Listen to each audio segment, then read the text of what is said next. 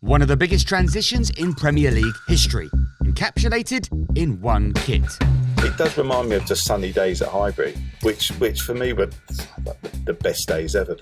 Saturday, 13th of May 2006, Arsenal v Wigan, Highbury. It was sad, it was emotional, it absolutely was. I mean, I love that place, I will always love that place. The Emirates will never lay a glove on Highbury for me, ever. To commemorate that long goodbye, Arsenal departed from their usual kit design to celebrate the foundations of the club. And the story of this significant strip starts 108 years ago. Stay with us. Arsenal. The Gunners actually began life on the south side of the Thames, where the club was formed by munitions workers from the Royal Arsenal Artillery.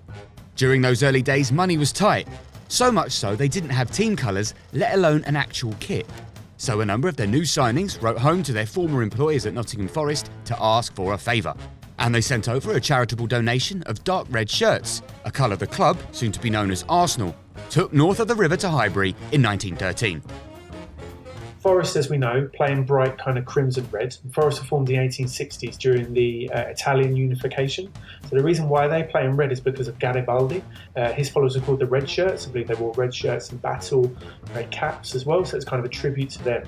So people think that Arsenal played in this kind of crimson red all the way since then. However, some records show that Arsenal played in this kind of burgundy red until the 1930s. So there's a slight bit of discrepancy there. That was until Herbert Chapman came along in 1925. The former Gunners boss decided to switch the club colours to a more pillar-box red with white sleeves to help the players stand out on the pitch. So I guess under Chapman, the club won its first league and its first 2 FA Cup, but he was really important as well in terms of the way the club did business. He was really astute in the transfer market, kind of laid the foundations for the kind of modern Arsenal to be the kind of rich, top elite club that it is today. As the years rolled on, development in kit design did not.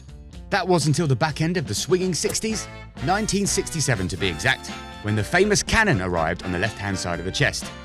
In 78, the Umbro double diamond appeared opposite the cannon, a sign of a new commercial age for the club and football as a whole. But then it was a time for change.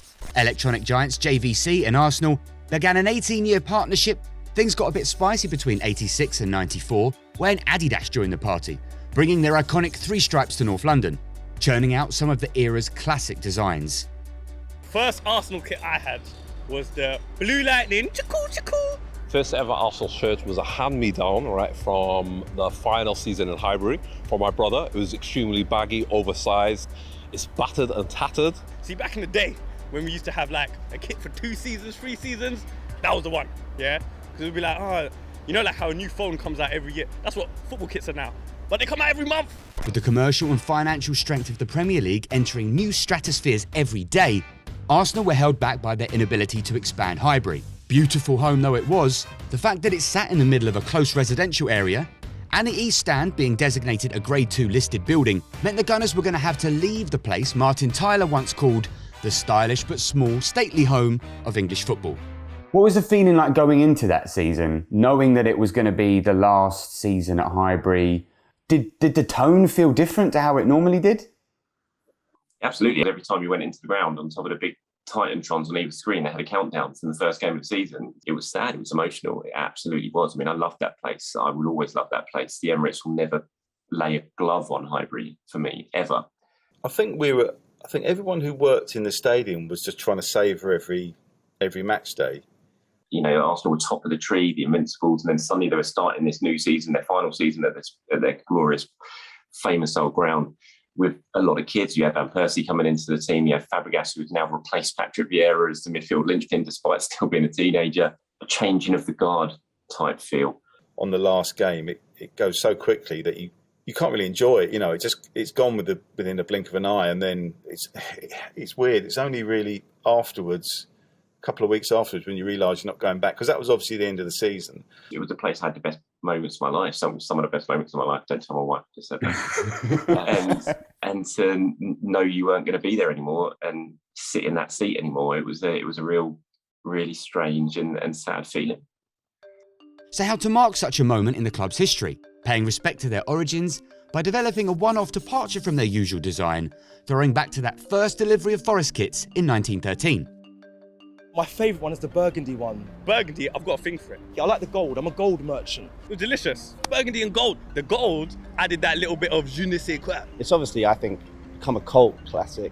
The players that have played in that kit, like Thierry Henry, Dennis Bergkamp, that kit for me means a lot. I don't think it was massively widely received back then, and I think it's become synonymous with the last season at Highbury. Is there a player that you think of when you first see the shirt? There is Thierry Henry, yeah, 100% for me. It was really weirdly, I think of Patrick Vieira in that shirt as well, which is strange because he never wore it apart from in those photo shoots that he did at Highbury, because he was sold about 10 days later, I think. That was shot in possibly February or March the season before. So at the time, we had no idea that Patrick was leaving. I thought it was a great kit. We all knew the history behind it, and I thought it looked really classy. It does remind me of the sunny days at Highbury, which for me were like the best days ever. But how did they know what colour the shirts were if all the pictures were in black and white, I hear you ask? Well, the club commissioned this old photograph to be recoloured and restored. While there was some controversy surrounding the hue of that kit, the result was this subtle red currant assembly finished with gold and a few subtle touches to honour the club's history. The design of the shirt was incredibly simple, but having the gold on the front, I think, really makes it a real sort of standout shirt. The final game against Wigan, like, how did you feel? Like, could you talk me through that day from your perspective? Yeah, I remember it from the moment I sat on the tube. I remember it in the car on the way there, sort of sitting on the tube and then getting up to Highbury. After the kit men had set up the dressing room for the last time, I went in there. I had like 10 minutes in there on my own, just shooting the dressing room empty, for the last time, which was, I just remember sitting there thinking, this is it. This is the last time I'm going to do this. And I've been doing the same sort of shots for years. So was then the penalty, was that like the cherry on the icing on the cake? Yeah, it absolutely was. The fact, it was Henry. It was in front of the North Bank. It was his hat trick to score. They bow down in front of the North Bank, kiss the turf. It's a great moment. You can see what it meant to Henry as well. When he talks about it, even now, when he talks about Highbury and what it meant to him and how special it was, and all those foreign players came in, they bought into it. They understood what Highbury meant, and no more so than Thierry Henry. Absolutely no more so than Thierry. And so yeah, it meant a lot. Him scoring, sort of rounding things off like that. It was a perfect ending. Looking at things as they stand now, do you feel that they have sort of found a feeling of comfort at the new stadium? It's a difficult one, right? Because obviously these things take time, and you can only start enjoying supporting a club when you start winning things, right? And Arsenal aren't quite there, right?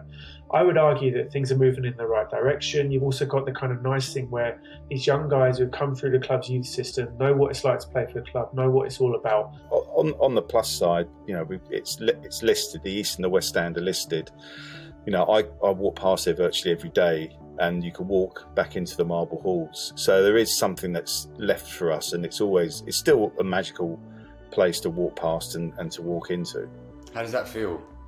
I love it, and I've got a 2.5-year-old child now, and we sort of bunk in there on a Sunday or a Wednesday or something and run around on what was his old pitch. He's got a ball and stuff like that. So yeah, it's so quiet in there. It's all apartments around the outside, and the gardens are very quiet in the middle. And I try and sort of work out where I am on the pitch, and I took this picture there. Thierry scored from here, and it does still feel wonderful to go back and to actually have such incredible memories and part of the stadium to actually be standing.